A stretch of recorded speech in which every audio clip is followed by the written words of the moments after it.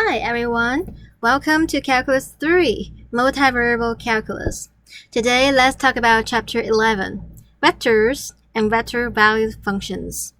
Sessions 11.1 to 11.2, Vectors. Notations. The xy plane is often called R2 and the three-dimensional space is often called R3. So in Calculus 1 and Calculus 2, we usually deal with the two coordinates, right? Two-dimensional space, xy plane. We have the x-axis and the y-axis.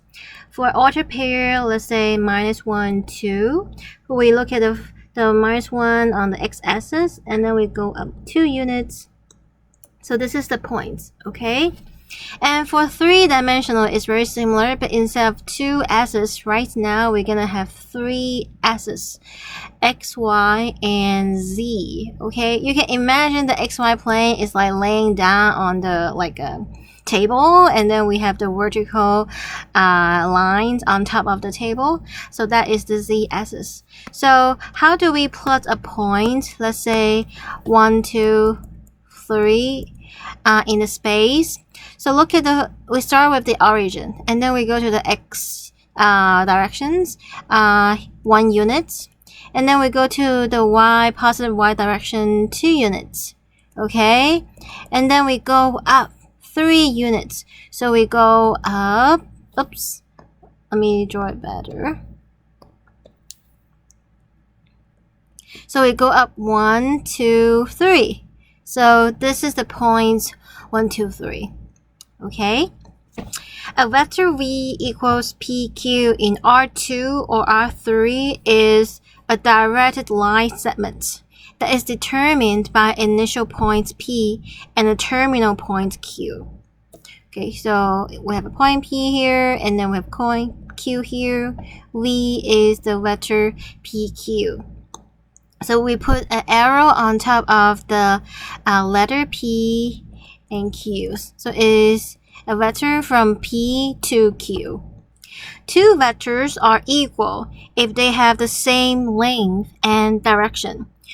What matters is not the actual initial and final points are, but rather than the difference between the two endpoints.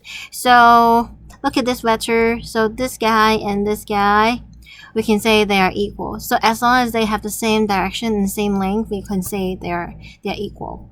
Okay?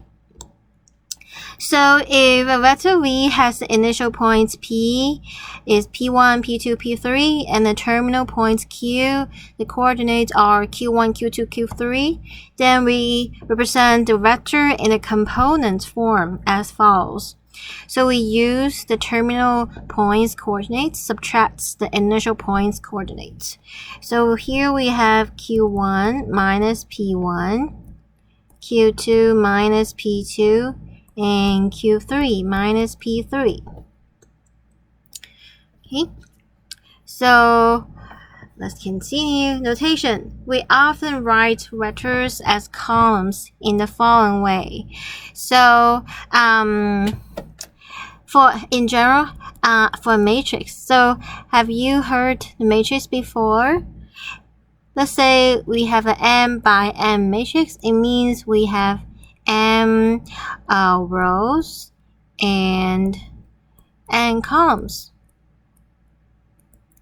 Okay, so A11, A12, A1n, A21, A22, A2n, and then the last row we have AM1, AM2, AMN.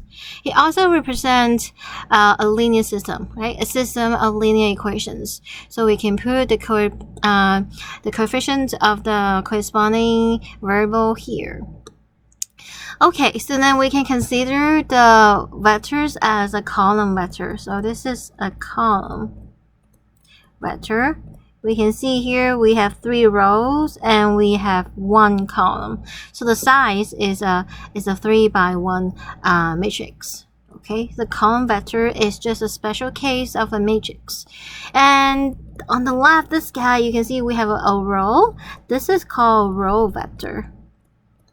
Okay, and it's actually a 1 row 3 columns, so 1 by 3 matrix. Okay, next example, we want to find the vector v represented by the directed line segments with initial point 2, 3, minus 5, and terminal points -1, 6, 4. Okay, so we use the terminal points -1, 6, 4, subtract the initial points 2, 3, -5. Okay, so what's this? For vectors, for points, we use parentheses to denote, but for vector, we use angle bracket to denote. Okay, so here we have -1, -2, and then 6 -3, 4 -5. So we do the subtraction on each coordinate. -1 -2 is -3, 6 -3 is 3, 4 minus negative become 4 plus 5 is 9. Okay, so when you watch the videos, you can pause and each step and think through the math. You can also replay the videos. Okay, and when we work on the examples, I really hope that you can like pause the video and then work on the example and then continue to play the video to check your answers. In this way, you can practice more. Okay. Next, multiplying a vector by scalar. We have the scalar multiplications, k times the vector v1, v2, v3 equals, we multiply each coordinate by the scalar k. Okay, two vectors are, what do we want to fill here? If they're scalar multiple of each other. Okay, any guess? Parallel. Okay, so geometric point of view, suppose we have v here. Do you know what is negative v? Negative v is gonna be in the opposite direction, right? But the length is the same as the length of v. And how about 2v? So this is 2v. Okay, you can see the 2v is in the same direction, but the magnitude is 2 times the magnitude of v. So far, so good? Okay. So that's why scalar multiples, then the vectors are parallel to each other. Okay, next example, find -3 times the vector 2, 5, -1, and describe the relationship between them. Okay, so this guy, we multiply -3 by each coordinate. That is -6, -15, and 3. Okay, let's call this guy U and let's call this guy V. What is the relationship between them? So we have the V right here. Well, U is -3V. So negative, let me use a different color. Negative means we're going to the opposite direction, right? And the magnitude is like 3 units, 3 copy of the length of V. So that's why this is 3 copy than this guy. This is the U. Okay, so they are opposite direction. And we'll talk about, so this is the length. This means the length or the magnitude of U equals 3 times the length of V.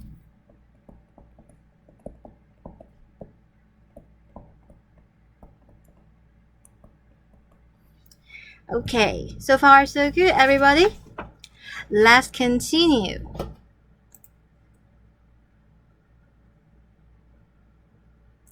Adding vectors together. Vectors addition, we just add each coordinates respectively. Okay, so the geometric point of view, okay, let me change back my orange color. So this is u, this is v, and then this is u plus v. The geometric point of view, let's say u is here and v is here. How to find out u plus v? We consider the parallelogram. Okay, then u plus v is just the diagonal of the parallelogram. Okay, an alternative way of thinking about vector addition is, well, we have points. So we have the vector PQ, and we have the vector QR.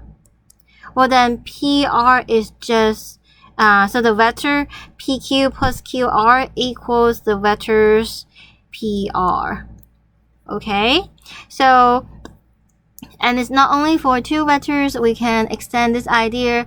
Let's say here we have V1, here we have V2, here we have V3, and here we have V4. Okay, then what is V1, V2, V3, V4? Is just the starting points of V1 and the terminal points of V4. So this is V1 plus V2 plus V3 plus V4. So if you arrange each vector, the starting point of the next vector touch the terminal point of the previous vector, and then when you add them all up, the result is just gonna be the initial points of the first vector joining the terminal points of the last vector. Okay, let's continue. So find what is this? Okay, so we have 1, -5, and 4. We want to add. What is 2 times that vector? We multiply each coordinate by 2. So we have 2 times -3 is -6. 2 times 10, 20. 2 times 3, 6. And then 1 minus 6 minus 5 plus 20. 4 plus 6. What is that? 1 minus 6 is -5. -5 plus 20 is 15. 4 plus 6 is 10. So far, so good, everybody? Okay, let's continue. So consider the vectors A, B, C in the following figure. Okay, which of the following statements is true? Okay, let's look at A, B, C. A, it starts at this point and at this point. C start at this point, so they end at the same point. Okay, so but you can see if we go B, and then you can see this is the initial point of C, and it touched the terminal point of B. So we can imagine we go B, and then we follow the C. Well, that equals A. So we can get A is B plus C. So far, so good, everybody. And let's look at the choices. Oh, we want to solve for C. Well, then C is A minus B, right? We both sides subtract the vector B, and this is our answer. So far, so good, everybody. Let's continue. Example, what is the sum of the 6 vectors A, B, C, U, V, W in the following figure? Okay, let's see. So we follow the path A, B, C, U, V, W. Can you see all of the vectors? We have the terminal points of the previous vector touch the initial points of the next vector. So when we add them all up, it's just gonna be the initial point of A and then point to the terminal point of W, which is the same point. So if we get the same points, it means we have the 0 vector. Okay, so for the 0 vector, we know the magnitude is 0, right? And the direction, you can think of the direction is like everywhere or undefined. Okay. Next, the standard basis vectors are I, J, K. So what are IJK? If we draw the R3, we have X, Y, Z. Okay, then the basics vector I. So I is we go to the positive X direction 1 unit. So this is I. Okay. Sometimes when we write it down, we use I hat. Okay, and J hat and K hat to denote instead of the putting down the arrows. And then J, we go to the positive Y direction, and K, we go to the positive Z direction. Alright. Any vector can be written as a linear combination, i.e. sum of scalar multiples of the standard basis vectors. Okay, so linear combination means V is gonna be maybe A1 times I plus A2J plus A3K. So here A1, A2, A3, they are real numbers. So they belong to the real numbers, okay? And the IJK are the standard basis vectors. So this is the linear combination, okay? We have adding together, and we have scalar multiple of each one, and you can see we only have one vector. It's not like some vector square or dot product or okay. So let's continue. Example, write 3, -2, 7 as a linear combination of the standard basis vector. Well, we can write this. See, the first coordinate we have 3, so this is 3i. Second coordinate we have -2, so we have -2j. And the third coordinate we have 7, so we have 7k. So we just copy down each coordinate down and then multiply the corresponding coordinate basis vectors. So far, so good, everybody? Alright, let's continue.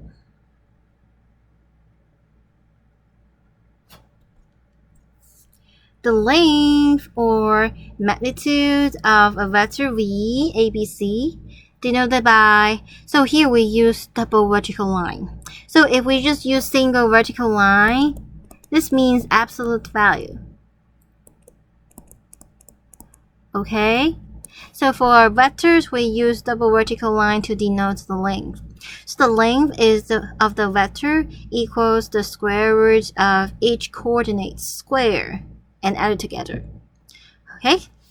So we have the sum of each coordinate square, and then we take square root. A unit vector is a vector of length 1. Okay, so keep this in mind. Next. Example, we want to find all unit vectors that are parallel to the vector 3, -2, and 7. Okay, so let's call this V. Okay, so we have V here, but the magnitudes might not be 1. Let's find out the magnitude. The magnitude is square root of 3 squared, -2 squared, and 7 squared. Well, that is 9, 4, and 49. Add them all up. What do we get? So we get square root of 62. See, it's not equals to 1. So how do we find a unit vector?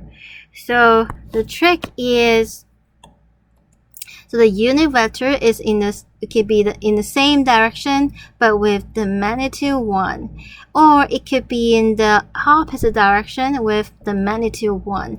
So how can we find it? Wow. We use that vector and then we divide it by the length of that vector. Now what happened? What is the magnitude of this new vector? So one of the property of the length is, well, if you have a length times AV, well then it's the same as, so A is a scalar multiple. It's the same as you multiply by absolute value of A and then times the length of V, okay? But in this case, because the length of V is already positive, so then we can just simply put it outside of the length, okay? And then what's left, the V is only left in the length, okay? And then, oh, what happened? We have the length of V over the length of V. Well, that is 1. So that's why we have shown that the length of this vector is 1. Then this is a unit vector. So we have 2 unit vectors, one in the same direction, the other one in the opposite direction. So they are V over the length of V. So this is 1 over square root of 62 times 3, -2, 7. So that's give us 3 over square root of 62, -2 over square root of 62, 7 over square root of 62. And then the other one is the opposite one. So we just add a minus sign in front of it, right? So this minus 1 over square root of 62, 3, -2, and 7. So we add a minus in front of each coordinate. Well, the middle one become positive, 2 over square root of 62, and then minus 7 over square root of 62. Okay, now we're done. So now we have found 2 unit vectors that are parallel to a vector. Okay, so those are the all. One in the same direction, the other one in the opposite direction. So far so good, everybody? Okay, so let's continue in video parts B. See you soon!